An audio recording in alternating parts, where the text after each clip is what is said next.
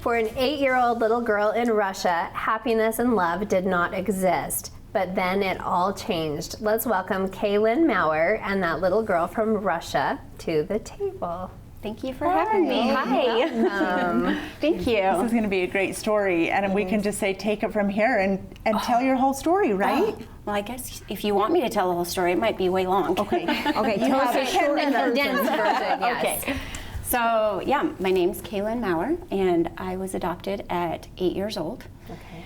And in the years, I've always wanted to write a book about my feelings and everything, but then life kind of got in the way and lots of figuring things out as I was getting older.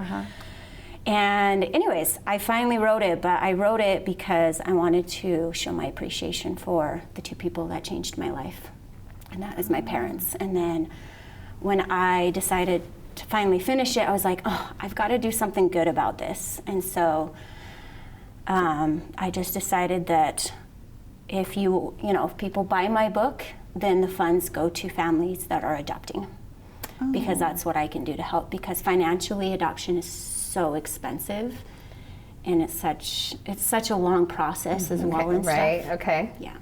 What I hear from you is gratitude and humble. Like you didn't once talk about your struggle with not having a mother and a father at the beginning. What was that like for you? The struggle? Or just what was your life like without a mom and a dad? So a lot of things, like I said, I was in the orphanage. And so there's a lot of things that I've decided to block out.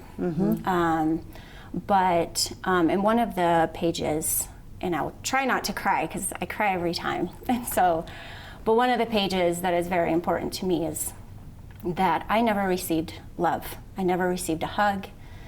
And like having two strangers just come up and like give me a hug, I had no idea what that was. Did your heart feel it? I wonder, Yeah, did you it did. need that? I did. And at first I was like scared, and I was like, what are you doing to me? Like, this is so weird. I just went like this. Stiffened up, right? Yeah, but then my heart just softened more, and like just seeing my parents' face, like they were so happy and crying. And though I didn't understand like what really was happening, I knew that I loved that feeling, and I wanted it more and more. I think it's interesting not ever having that. I wondered if it's like an innate human need or want. For sure. Right? I think every kid wants that, especially having my own kids. I try to give them as much love as I can, so when they are struggling or not struggling, I'm like, I know that a hug would be amazing for you, but you don't want it. And so that's really hard as being a parent. You have to respect their boundaries too. But it definitely changed my life. And Did you spend your all of your first 8 years in the orphanage? No. So like my senior year, I never wanted to talk about my past ever. I always told people I was from Provo.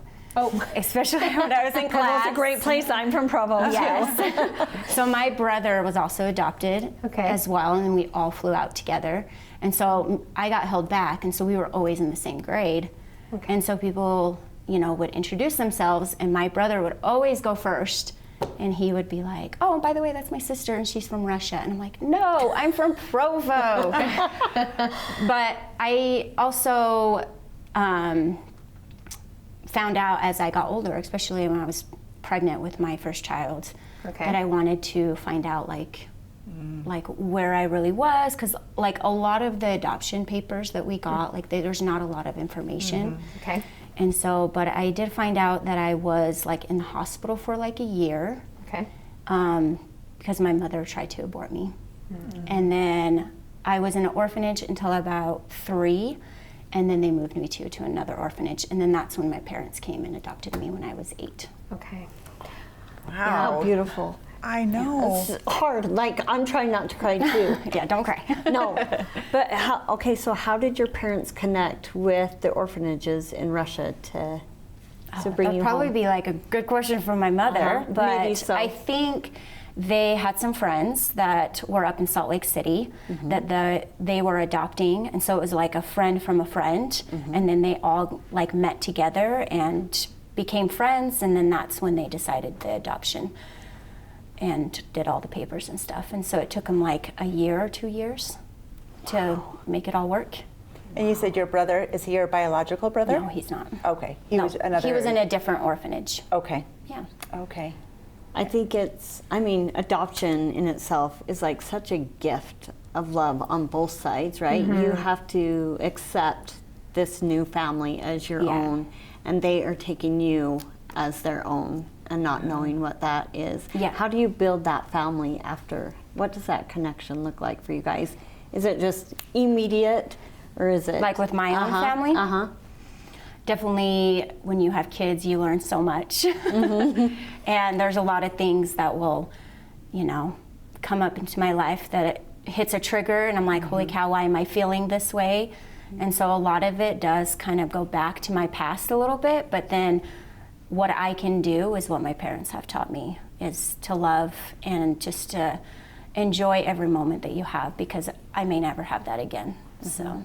Oh, wow. Yeah. I think that's true, like in everyone's life though, right? Like I have things that have happened to me in my past that trigger me and then make me either a bad parent for a minute or hopefully a better parent for a minute. But I think it's really neat to be adopted at an older age. And I don't even know if that's older, but I imagine a lot of people like a baby or something, but how magical to have that opportunity as an older person. It seems like it's been magical for you enough that you want to, you've written a book, you want to talk about your experience, you want other people to maybe have that same experience for your mom and maybe for the child to feel that love. I don't know that we talk so much anymore, and I'm just saying in general, maybe about either orphanages or even the new way of adoption. I struggled having children. So to even reach out to someone like yourself to say, like, how do I start? Like, I want this child so much, and I want this child to be our child, like forever and ever. So how does one start that process with you?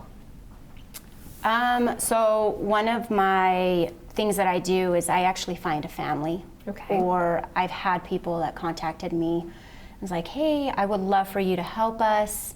Some of it's been like, give me some money. And I'm like, holy cow, like, that's not what I do. But yeah, I really, I have lots of big goals, but my big goal is to reach out to those kids that are being adopted or that are been adopted, and I want them to feel, and I want the parents to know and have a different perspective in what the child needs. Okay. And what they feel as they're going through that adoption process, or what they're going through when they're home.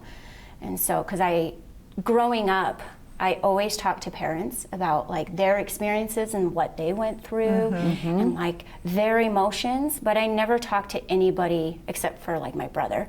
But like I never really talked to anybody about adoption and what they went through and what the child went through. Totally. And so that's why I wanted to make this book, so other children can feel what I could feel, or what parents think that parents could go through with their child. So let's talk about the book. Yeah. How do people get their hands on this book, or help with funding, or share the story with these kids? Yeah. So I do have a business card here, but you can find the book on Amazon. Okay. On, When My World Changed by Kaylynn Mower. And then I do have a blog that's also on these cards, and it's whenyougive.weebly.com. And when you give someone, whatever it may be, a donation or whatever, but you're helping that child get a home with love and everything that can become the first of theirs. And that's what I wanted to read, this one little page. My first 9th birthday was so unforgettable. I had my first cake, ice cream presents, and 9 sparkly candles that I got to blow out. I had my first song sung to me by my extended family, and all the birthday cheer I could handle. I felt so happy and loved, and it was all for me. And that was your first birthday? That was my first birthday. Oh Yep. my. And these are all my first of things that I Yeah. all received because I didn't have them. And so, Oh my gosh, Kaylynn, this Yeah. is incredible. you said you wouldn't cry. Yeah, I'm a liar. It's okay. Crier. wow. How special adoption truly is, just like a really special connection It is. for people. It's Very amazing. blessed. Is there Anything else? Yeah, anything else you want to leave with us before we No, wrap I just up? want people to, you know, it's really not about like the money. I really want my story to be there for the children or for those parents that are adopting those kids, that they may have a different perspective in what they are going through. I love that. Yeah. Thanks for being vulnerable and Yes. sharing not just us, but in your book and with the kids. Yeah, thank you. Thank you so much for having me. you. Thanks, Kaylynn.